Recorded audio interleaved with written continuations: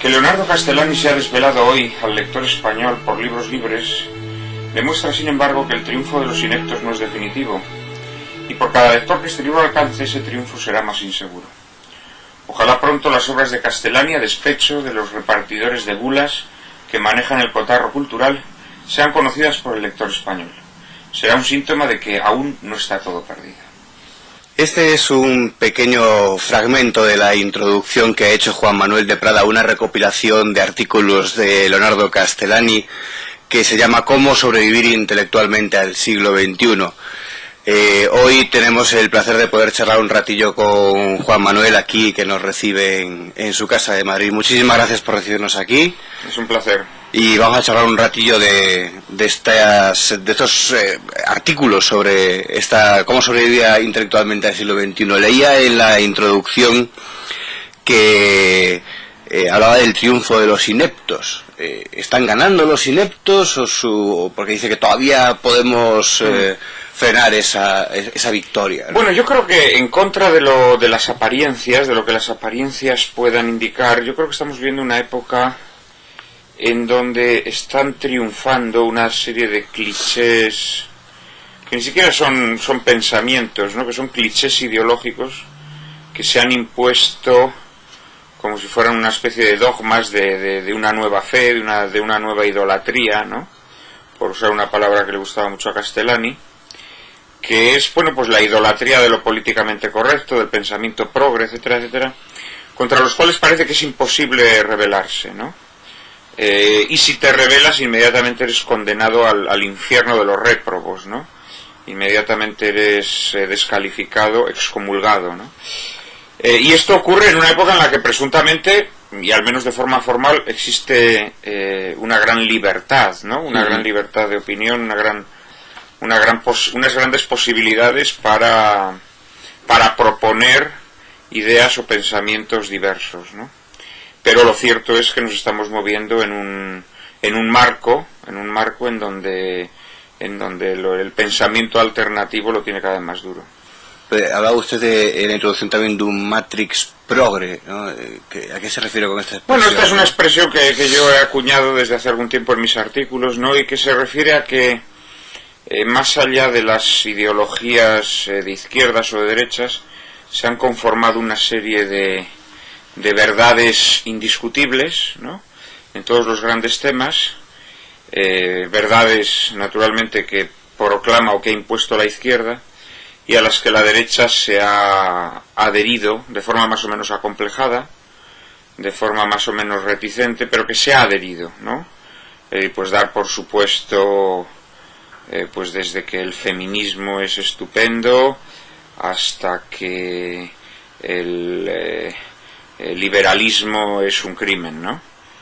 Que a lo mejor el feminismo es estupendo y el liberalismo es un crimen, pero bueno, discutámoslo, no lo aceptemos. Sí, que no se dé como una idea ya preestablecida. Sí, una idea preestablecida sobre la que hay que entablar ya todo el juego ideológico, digamos. Siempre sobre esa base, no se puede... Siempre sobre esa base. En ese sentido, la derecha ideológica ha perdido personalidad respecto a la izquierda en estos últimos años. Bueno, yo creo que la derecha ha renunciado a proponer un modelo alternativo. Directamente. Es decir, yo creo que la derecha arrastra un grave problema que se remonta a la Revolución Francesa, pero que adquiere su máxima expresión tras la Segunda Guerra Mundial, ¿no? Digamos que la derecha acepta el orden revolucionario, acepta todos los ideales revolucionarios, y desde ese momento juega en territorio contrario. La izquierda juega en casa ideológicamente, ¿no? La izquierda siempre juega en casa y además la izquierda determina, por ejemplo, cuando se habla del centro, ¿no?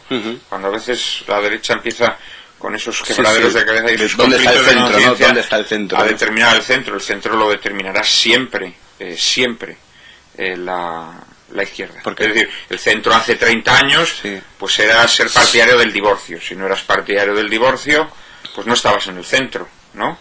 Hoy en día el centro pues es, por seguir en el ámbito matrimonial, pues el matrimonio homosexual. Si no estás a favor del matrimonio homosexual, eres un extremista. Yo creo que la derecha perdió una grandísima oportunidad tras la Segunda Guerra Mundial, ¿no? Bien es cierto que en España, por las circunstancias históricas concretas de todos conocidos, de todos conocidas, la dictadura de Franco, naturalmente la derecha lo tiene más difícil, ¿no?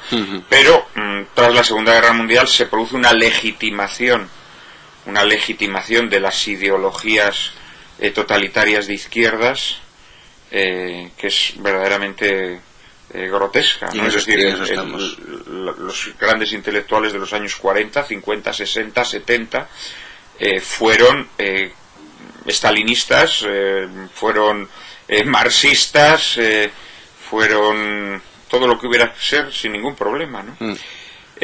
Y cuando todo eso se derrumba, cuando los dogmas de la izquierda se derrumban, la izquierda de forma muy inteligente sustituye todos estos dogmas del totalitarismo, que eran dogmas, por lo tanto, muy rigurosos, muy férreos, ¿no? Que imponían unas reglas de conducta extraordinariamente severas, ¿no? Lo sustituyó por un hedonismo, por un relativismo, por un haz lo que quieras, que resulta muy apetitoso, ¿no? Para la gente o para mucha gente. Y la derecha no ha tenido capacidad de reacción. Y quizá por esto escritores y pensadores como Castigliani han estado apartados o en la sombra mucho tiempo, porque dice usted mismo que fue un amigo suyo porteño el que le dijo, oiga, que hay este escritor que sí, no pero está Castellani en realidad está escondido incluso en su propio país, en la Argentina. En Argentina. Leonardo Castellani, que a mi modo de ver es uno de los más grandes escritores argentinos del siglo XX, es un escritor que ahora mismo en su país apenas está siendo reeditado, y además está siendo reeditado en editoriales, pues digamos, católicas, ¿no? No, es imposible encontrar un libro de Castellani en una gran editorial, ¿no? En la Argentina. Pero naturalmente fuera de la Argentina muchísimo peor, ¿no? Es decir, en España, cuando yo empiezo a hablar de Castellani hace un año aproximadamente en mis artículos, era un escritor absolutamente desconocido, jamás se había editado nada de él, ¿no? Antes de que yo editara este libro. En el caso de Castellani, su problema no es tanto ideológico, puesto que él es una persona que abomina de las ideologías, sino que es un caso de odio a la religión, ¿no? De cristofobia, que es uno de los rasgos más evidentes y más enconados de la izquierda, ¿no? El odio a la fe católica, ¿no? Castellani es un escritor fundamentalmente católico, ¿no? Sí, en todos sus artículos siempre Sí, él toca muy diversos temas. Y siempre, en todos los temas que toca, siempre o casi siempre lo vincula de alguna manera con la fe, con el catolicismo, sí, ¿no? Sí, él, por ejemplo, en este libro pues se recogen artículos sobre muy variados asuntos, ¿no? Artículos sobre política, artículos sobre el tema educativo, que a él le preocupaba muchísimo, y es muy...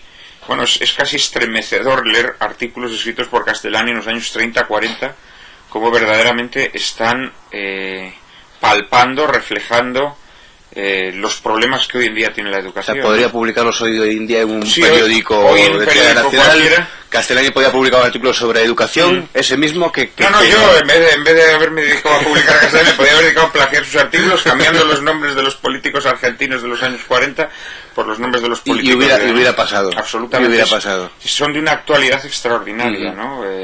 Tiene, por ejemplo, un artículo sobre la presencia del crucifijo en las aulas, por poner un ejemplo, ¿no?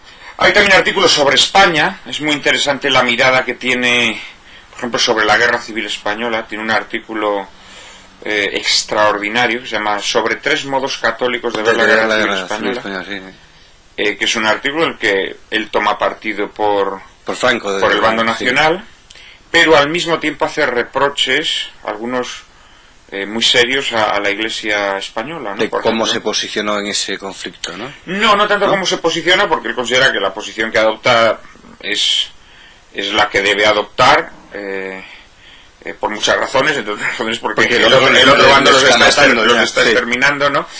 Pero no, le hace reproches de no haber tenido una capacidad para entender mejor las circunstancias del pueblo español en los años previos a la guerra.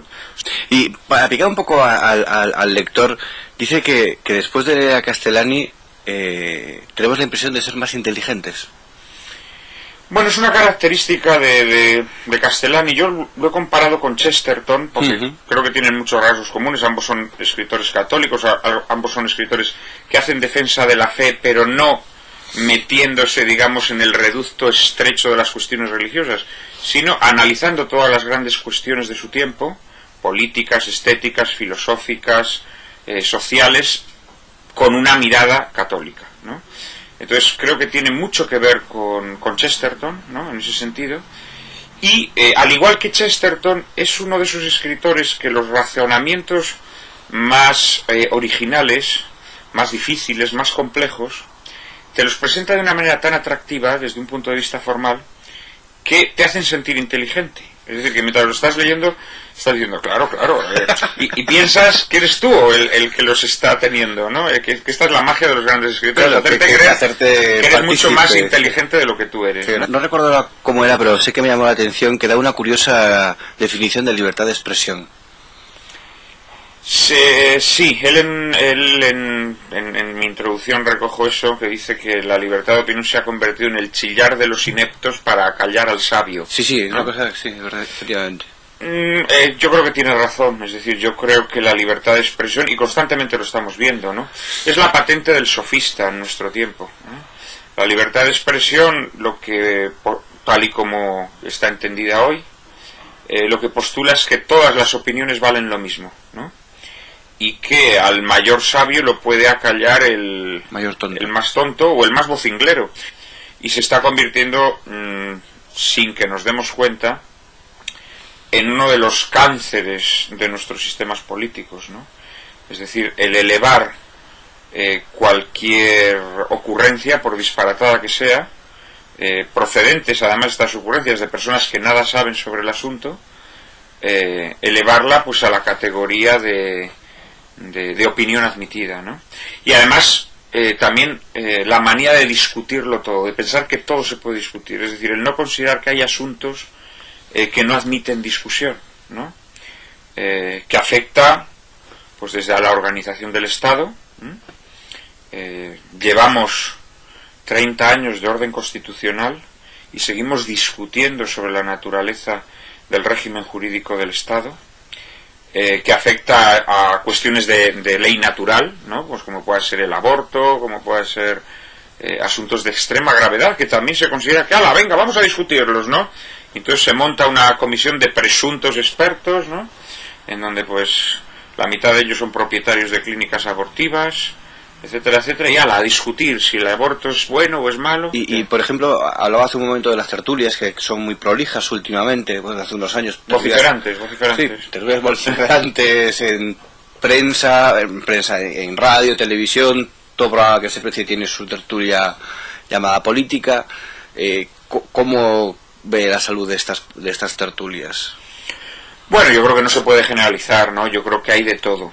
Pero en líneas generales yo creo que el mal de este nuevo género o subgénero periodístico es que el chillar de los ineptos acalla al sabio, ¿no? Sí, ahí vamos a Castellani, ¿no? Sí, ahí vamos a Castellani. Yo creo que el drama es que las posibilidades de desarrollar un argumento, ¿no? Y de convencer a través de la argumentación, a través de la razón, son cada vez menores. La mayor parte de las personas que participan en estos programas no argumentan, ¿no? Sino que lanzan consignas, ¿no? Y además con frecuencia son consignas que reciben de los propios partidos políticos. Esto es algo terrorífico, pero esto es cierto, ese, ¿no? Argumentario que se dice que algunos periodistas reciben en sus mails. Algunos dicen no, yo he visto en intermedios de programas televisivos como había personas que recibían a través de su teléfono móvil consignas, ¿no? Claro. Es decir, esto existe y esto es así, ¿no?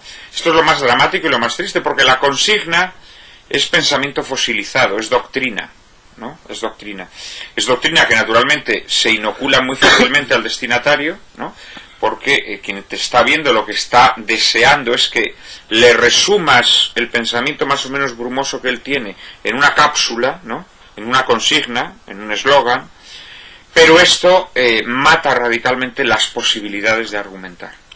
Esto al final lo que va creando, lo que va deteriorando es el pensamiento y va creando también una sociedad mucho más infantilizada, una sociedad que se mueve pues a través de consignas, una sociedad incapaz de entablar un diálogo desde la razón, ¿no? Y yo creo que ese drama lo estamos viendo. Yo creo que hoy en día la gran